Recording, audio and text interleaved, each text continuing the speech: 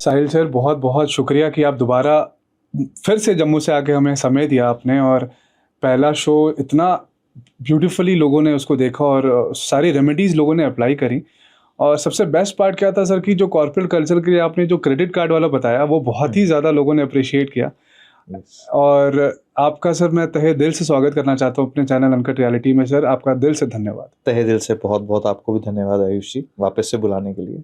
तो आज सर हम बात करेंगे वास्तु पे। जी हाँ। तो मैं आपसे सबसे पहले ये समझना चाहता हूँ कि वास्तु होती क्या चीज़ है। और लोग ये कहते हैं कि एस्ट्रोलॉजी जो है वो फिक्स्ड है बट वास्तु बदल सकती है। तो सर इस पे आप क्या कहेंगे? देखिए, ऐसा है कि दोनों चीज़ें जो हैं इंटरकनेक्टेड हैं। वास्तु कहा गया एक बिल्डिंग की बनाने के साइंस को, कि बिल्डिंग कैसी होनी चाहिए। पर जब भी एक व्यक्ति किसी एक भवन को बनाता है, अपने माइंडसेट से बनाता है। उसको समझ में आता है कि मुझे यहाँ पर किचन अच्छी चाहिए, मुझे यहाँ पर इस जगह पर अपना गार्डन चाहिए, मुझे यहाँ इस जगह स्विमिंग पूल चाहिए। ये किसने डिसाइड किया? एक पर्सन ने डिसाइड किया। जब एक पर्सन ने डिसाइड किया तो उस पर्सन को डिसाइड कौन करवा रहा था? उसके ग्रहों की ऊर्जाएं जो हैं, यानी कि एक पर्टिकुलर प्लैनेट की रिफ्लेक्शन एक व्यक्ति के माइंडसेट में नज़र में आती हैं। और उसी कारण से व्यक्ति अपनी ज़िंदगी के अंदर डिसीजंस लेता है। तो एस्ट्रोलॉजी फिक्स है ऐसा नहीं है। एस्ट्रोलॉजी के अंदर भी दो तरह की चीज़ें होती हैं, जिसको हम फिक्स्ड और वेरिएबल कहते हैं। फिक्स होती हैं फिक्स डेस्टिनीज, जैसे कि जीवन का शुरुआत और जीवन का अंत, ये फिक्स है। बट लाइफ को जीना कैसे है वो वेरिएबल है। और वास्तुशास्त्र एक ऐसी कला है जिस कला के अंदर हम क्या करते हैं, घर के अंदर कुछ तब्दीलियां, यानी कि घर के अंदर कुछ चेंजेस ला करके एक व्यक्ति के सोचने का तरीका बदलते हैं, एक व्यक्ति के थॉट पैटर्न्स बदलते हैं। व्यक्ति अपनी लाइफ के अंदर डिसीजंस जो है वो बेटर लेना शुरू करता है, जिसके कारण से उसकी लाइफ के अंदर हैप्पीनेस आती है। तो सर आपने जैसे बोला फाउंडेशन एज इन कोई भी चीज़ जब हम घर बनाते हैं तो उसकी हर एक चीज़ प्लान करते हैं कि सब चीज़ें कहाँ होंगी। बट अगर मैं बात करूँ मेट्रोपॉलिटन सिटीज़ में जो वर्किंग लोग हैं उनको फ्लैट्स में रहते हैं। तो जब उनको तो सर कोई भी दिशा का आइडिया ही नहीं कि वो फ्लैट कौन से डायरेक्शन में बना है, या जो भी कॉन्ट्रैक्टर ने या जिसने भी बनाया वो तो अपने हिसाब से उन्होंने बनाया। डेफिनेटली। पर वो जब देखने जाते हैं तो वो 4-5 ऑप्शंस देखते हैं, तब जाकर के एक सिलेक्ट करते हैं। तो इसका मतलब क्या है, उनका अवचेतन, उनका सबकॉन्शियस उस जगह को अट्रैक्ट करता है, उस जगह को कनेक्ट करता है जहां पर वो जुड़ती हैं उनकी एनर्जीज। अगर ये पर्सन बनाते तो भी वैसा सा सिमिलर ही बनाते जिस घर के अंदर उनकी एनर्जीज जुड़ रही हैं, और वो उसी घर को पसंद कर रहे हैं अपने घर की तरह। तब अच्छी बात है। तो वो उनको आइडिया आएगा कि कैसे क्या करना है लाइफ में। यस। तो सर डायरेक्शन की अगर हम बात करें घर के अंदर, तो सर घर के अंदर मंदिर का डायरेक्शन किस साइड होना चाहिए? अगर हम सीधा शुरुआत करें मंदिर से। देखिए, घर के अंदर एक मंदिर का होना घर का एक बहुत ही शुभ कार्य हो जाता है। बट मंदिर के अंदर कुछ चीज़ों का ध्यान जो है वो खास रखना चाहिए। पहला आपने डायरेक्शन के बारे में पूछा, तो वास्तुशास्त्र में जिस डायरेक्शन को सबसे ज़्यादा देखा जाता है वो देखा जाता है ईशान कोण। ईशान कोण में मंदिर होना बड़ी अच्छी बात है, पर वो एक माइंडसेट साथ में जोड़ देता है, एक व्यक्ति को ज़्यादा देवीय प्रवृत्ति का बना देता है, जिसके कारण से व्यक्ति कहीं ना कहीं अपने हक की बातें जो है वो कई बार नहीं कर पाता, ईश्वर के प्रति पूर्णता से समर्पित हो जाता है, और ईश्वर के प्रति आस्था एक व्यक्ति की बहुत ज़्यादा बढ़ जाती है, जो कि एक बड़ी ही अच्छी बात है। वास्तुशास्त्र में ईशान कोण को अगर ध्यान में रखते हैं, यहाँ बनाया जा सकता है। पूर्व दिशा यानी कि ईस्ट डायरेक्शन, यहाँ पर जो है बड़ा अच्छे तरीके से बनाया जा सकता है। पर जब भी आप पूजा करें, मंदिर आपका कहीं पर भी हो, पहला नियम जो वास्तु का कहता है वो ये कहता है कि आप जब भी पूजा करें तो आपका फेस टूवर्ड ईस्ट जो है, यानी कि पूर्व दिशा की ओर जो है वो होना चाहिए। दूसरी बात कि मंदिर के अंदर जो है स्पेसिफिक अगर हम बात करते हैं, यदि संभव हो तो फोटोग्राफ्स का यूज कीजिए ईश्वर की, रादर देन मूर्तियां। अगर आप मूर्तियों को इस्तेमाल में लेकर के आते हैं, मूर्तियों को स्थापित करते हैं वहां और प्राण प्रतिष्ठा करते हैं, तो फिर आपको प्रॉपर उनका लुक आफ्टर करना, उनका ध्यान रखना, उनको भोग लगाना, ये सब चीजें जो है इंपॉर्टेंट हो जाती हैं। जो लोग कर सकते हैं उनके लिए बहुत अच्छा है, क्योंकि ईश्वर की ब्लेसिंग्स हमेशा जुड़ी हुई रहती हैं। पर जो लोग ध्यान नहीं रख पाते तो वो एक फोटोग्राफ भी अगर लगाते हैं तो वो भी अच्छा रहता है। सर जनरली देखा गया कि मंदिर में सबने मूर्तियां ही रखी हुई हैं। जी हाँ। और मंदिर में मूर्ति रखने के बाद उनके पास टाइम नहीं होता, एक एक दिन स्किप कर जाते हैं, पूजा नहीं कर पाते। तो उससे भी क्या डिफरेंस आता है? उनके एक्चुअल में ये नहीं करना चाहिए। आप इसको ऐसे समझिए कि आप जब भी मंदिर के अंदर भगवान जी को स्थापित कर रहे हैं, चाहे मूर्तियों के स्वरूप में, इसलिए मैंने कहा कि चित्र अगर बनाते हैं तो अलग चीज़ है, क्योंकि हिंदू दर्शन के अंदर हम देखते हैं कि मूर्ति के अंदर प्राण प्रतिष्ठा की जाती है। तो प्राण प्रतिष्ठा एक अलग विषय है, जहां पर अगर प्राण प्रतिष्ठा कर दी जाए तो घर के अंदर स्पेसिफिकली उस चीज़ का ध्यान रखना कि समय पर, जैसे हम अपनी लाइफ के अंदर रूटीन में खाना खा रहे हैं, स्नान कर रहे हैं, सब कुछ कर रहे हैं, तो ठीक वैसे ही अगर हम एक मूर्ति की स्थापना करते हैं घर के अंदर, प्राण प्रतिष्ठा उसके अंदर करवाते हैं, तो डेफिनेटली वो करना पड़ता है। पर अगर आप ध्यान नहीं रख पाते तो मैं कहता हूँ हमेशा उसको अवॉइड करना चाहिए, फिर आप चित्रों का ही इस्तेमाल कीजिए। सर जैसे आपने बोला चित्रों का इस्तेमाल करना है, बट अगर फिर मैं मूर्ति पे ही आऊँगा, सो सॉरी, बट उसमें सर क्या होता है कि कई कबार लोग उनको कहा जाता है कि पर्टिकुलर ये भगवान को आप रखो, इनकी पूजा करो, पर जो मूर्ति ऑलरेडी मंदिर के अंदर है उनको अब एलिमिनेट करना है उस मंदिर से, तो क्या प्रोसेस है, किस तरीके से वो अपने मूर्ति को वहाँ से हटा सकते हैं? पहली बात तो मैं ये कहूँगा कि आपको कोई कह करके किसी ईश्वर की पूजा आराधना उपासना नहीं करवा सकता। एक घर के अंदर मान लीजिए 4 लोग 5 लोग हैं और हर एक की आस्था अलग अलग देवी देवताओं के स्वरूप में हो सकती है। मान लीजिए एक ही घर के अंदर भगवान श्री कृष्ण जी का कोई उपासक है और उसी घर के अंदर भगवान श्री शिव को कोई पूजता हो, तो पहली बात तो ये। पर दूसरा विषय ये है कि अगर मान लीजिए कोई मूर्ति खंडित हो जाए या आपको उस मूर्ति को वहाँ से हटाना भी है, पहले मैं कहूँगा कि अगर घर का हिस्सा बनाया है, अगर उनको परिवार में मतलब हम ऐसा कह सकते हैं कि ईश्वर के घर के अंदर हमने उनका मंदिर, उनका एक स्थान बना दिया। घर तो क्योंकि ईश्वर का दिया हुआ है हमें, हमारे पास जो है, पर फिर भी अगर किसी कारणवश आपको वहाँ से मूर्ति अगर हटानी पड़ती है तो मेक श्योर या तो उसको जल प्रवाहित कराया जाए या किसी ऐसे स्थान पे मंदिर में ही दिया जाए जहाँ उनकी पूजा आराधना उपासना हो सके। और जल प्रवाहित का अर्थ इसलिए होता है क्योंकि पंच तत्व से ही हर चीज़ का निर्माण होता है और पंच तत्व के अंदर ही विलीन हो जाते हैं।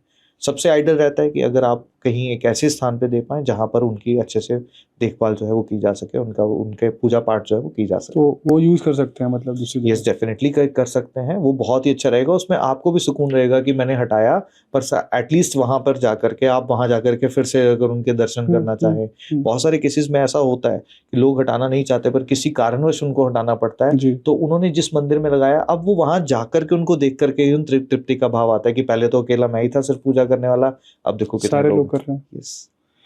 इसी चीज़ पे मैं आपसे 2 कंडीशंस हैं, एक कैफ़े किसी ने ओपन करा है और एक कोई ऑफिस जिसने अपना शुरू करा है, तो उसका भी आप वास्तु बता सकते हैं कि किस डायरेक्शन में वो अपने डेस्क को या फिर अपने जो बिलिंग काउंटर होता है फॉर कैफ़े के लिए और जो वर्क स्टेशन होता है ऑफिस के लिए, किस साइड होना चाहिए ताकि उनको उन्नति मिले? डेफिनेटली देखिए, हर एक बिजनेस के साथ ना वेरिएशंस जो हैं वो आती चली जाती हैं।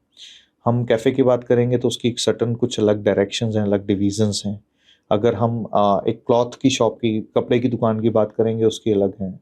एक सैलून की हम बात करेंगे तो उसकी अलग डिवीजन्स हैं।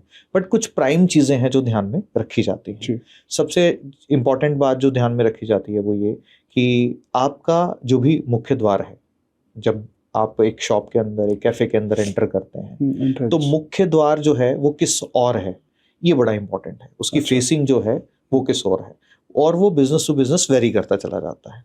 कैश काउंटर की आइडल डायरेक्शन जो जर्नली है, मतलब हम ये नहीं कह सकते कि एक पर्टिकुलर बिजनेस के लिए, बट अगर हम सबके प्रोस्पेक्टिव को ध्यान में रख करके अगर बात को करते हैं तो साउथ ईस्ट यानी कि आग्नेय कोण एक अच्छी दिशा है, अच्छी डिवीज़न है जहाँ पर कैश काउंटर जो है वो बनाया जा सकता है। और रही बात कि और कौन सी डिवीज़न में बनाना चाहिए, ये डिपेंड करता है कि बिज़नेस जो कौन सा है और एक्चुअली में उस स्पेस की रिक्वायरमेंट क्या है, क्योंकि हर एक बिज़नेस का अपना एक एलिमेंट होता है, उस एलिमेंट को ध्यान में रखा जाता है। जैसे कि अगर मान लीजिए कोई एक पर्सन कुछ ऐसी चीज़ों का व्यापार करता है जिसके अंदर सिक्योरिटीज़ इन्वॉल्व हैं, लाइक से कोई लॉक्स का बिजनेस कर रहा है, सीसीटीवी कैमरास का बिजनेस कर रहा है, तो ये सारे क्या है, सिक्योरिटी प्रोवाइड करने के साधन हैं। ये अग्नि तत्व के साथ जुड़े हैं, तो अग्नि तत्व के साथ जुड़े हैं तो उस स्पेस की थीम को भी अगर हम ध्यान में रख करके उसके अंदर कलर्स कराते हैं तो डिफरेंट हो जाएगा। तो कहने का मतलब ये है कि हर एक बिजनेस भी एक तत्व के साथ जुड़ा हुआ होता है। उस तत्व को ध्यान में रख करके उस पर्टिकुलर जगह के इंटीरियर्स, उस पर्सन के सेटिंग, उस पर्सन का काम क्या है, उसके काम के हिसाब से यहाँ तक कि उसके एट्रीब्यूट्स को मैच किया जाता है। अंकशास्त्र को भी यहाँ बहुत खूबसूरती से इस्तेमाल में लाया जाता है। आपने तो एकदम कैटेगराइज कर दिया कि हर एक बिजनेस के लिए कैसी डायरेक्शन होनी चाहिए और थीम क्या होना चाहिए। मुझे लगता है बहुत सारे क्वेरीज आएंगी कि सर हमारा ये बिजनेस है, आप उसमें हेल्प करें, तो वो भी हम ये पिक करें। हर एक बिजनेस की मैं आपको मतलब ये बहुत स्पष्टता से कह सकता हूँ कि अगर ज्वेलरी वाले हैं हम्म। उनके लिए स्पेसिफिक एक तत्व है, उनके लिए स्पेसिफिक एक दिशा है। क्लॉथ मर्चेंट हैं उनके लिए अलग है, इलेक्ट्रॉनिक्स का काम करते हैं उनके लिए अलग है। तो मतलब हर एक बिजनेस को पहले बारीकी से समझना, क्योंकि जनरल सेट ऑफ रूल्स एक किसी भी शॉप के लिए एप्लीकेबल हो सकते हैं, जिसमें मैं अगर कहूँगा कि बाय डिफ़ॉल्ट कोई भी अपना साउथ ईस्ट में बनाना चाहे बना सकता है, ईस्ट की ओर फेसिंग करके बैठना चाहे या वेस्ट की ओर फेसिंग करके बैठना चाहे बैठ सकता है। जी। ये जनरली सबके लिए है। बट जो मेन बटन है जिसको हमको प्रेस करना होता है वास्तु में, एक अच्छा वास्तु कंसल्टेंट क्या करता है, एक काम को समझ के, व्यापार को समझ के, पर्सन के काम को समझ के, क्योंकि हर एक शॉप में अलग अलग तरह के लोग बैठे होते हैं। जी। कोई अकाउंट्स हैंडल कर रहा है, कोई सेल्स हैंडल कर रहा है, कोई कैश काउंटर पे है, तो हर एक पर्सन का काम भी अलग अलग है। उस एक्टिविटी के आधार पर उसको स्पेस भी जो है वो वास्तुशास्त्र में डिसाइड की जाती है।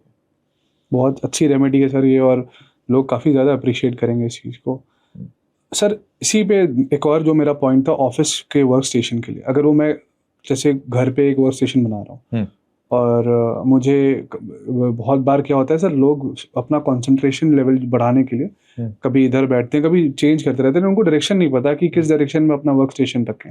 उनके लिए सर क्या रेमेडी है? देखिए जनरल सी इसको मैं बिल्कुल बहुत सबके लिए बहुत इजी सा एक सूत्र है, उसको समझ लें कि 4 प्रमुख दिशाएं हैं, ईस्ट, वेस्ट, नॉर्थ और साउथ, है ना। तो ईस्ट की ओर जब भी कोई पर्सन, चाहे वो कोई बच्चा है वो पढ़ाई कर रहा है, चाहे कोई जॉब वाला है वो अपना काम कर रहा है, जब भी हम सूर्य नारायण की दिशा यानी कि ईस्ट डायरेक्शन की ओर कोई भी फेस करके काम करते हैं, तो पहली चीज जो हमारे अवचेतन के साथ जुड़ती है वो क्या है, सूर्य का उदय होना, यानी कि आपकी चमक का बढ़ना, आपके आत्मविश्वास का अच्छे तरीके से मजबूत होना। तो ये सबके लिए बेनिफिशियल है। जब कभी भी आप साउथ फेस करते हैं या वेस्ट फेस करते हैं तो उनके एट्रीब्यूट्स डिफरेंट हो जाते हैं। स्पेसिफिकली उन लोगों को जिनको आउटकम्स मिलने में डिलेज हो रहे हैं, ऑब्स्टेकल्स आ रही हैं, परेशानियां आ रही हैं, उनको अपनी वेस्ट फेसिंग जो है अवॉइड करनी चाहिए। जो लोग कर्म प्रधान कम है, जो यानी कि काम कम करते हैं या बहुत ज़्यादा आलस कर जाते हैं, उन लोगों को साउथ की ओर फेस करके जो है वो काम करना चाहिए।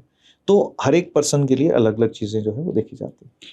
सर यही अब डायरेक्शन की अगर मैं बात करूं तो जो जनरली लोग सोते हैं तो बेड का जो डायरेक्शन है सर वो क्या होना चाहिए सर? बहुत ये सबके लिए कॉमन है, ये सबके लिए कॉमन इसलिए है क्योंकि हेल्थ के साथ जुड़ा हुआ विषय है जी।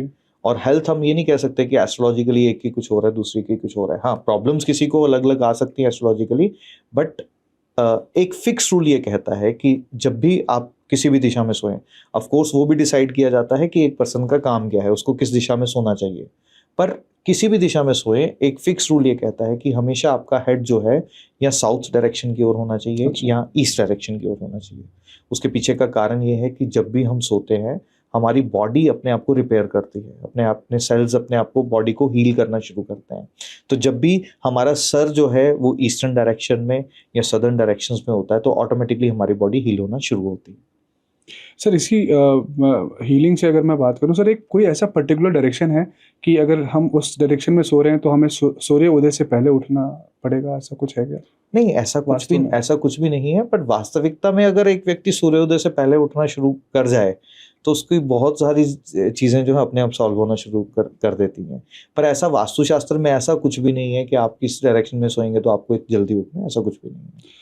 सर वास्तु के हिसाब से बहुत लोग मंदिर गणेश जी की फोटो लगाते हैं अपने मेन दरवाजे मुख्य द्वार पे। हाँ, तो सर वो सही है? गलत क्या है उसमें?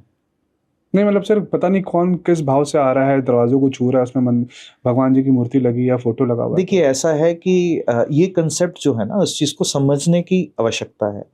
गणेश जी जो स्वरूप है हमारे हिंदू दर्शन की, इतनी खूबसूरत बात है कि हिंदू दर्शन के अंदर हर एक ईश्वर का स्वरूप ना हमें कुछ मैसेजेस देता है, जिसमें से भगवान श्री गणेश जी को अगर हमने अच्छे से समझ लिया तो पहले तो ये समझ में आएगा कि भगवान श्री गणेश जी हमारे जीवन के अंदर क्या मुख्य रोल प्ले करते हैं। आप ये जानते हैं कि भगवान श्री गणेश जी को सर्वप्रथम पूजनीय होने का वरदान है।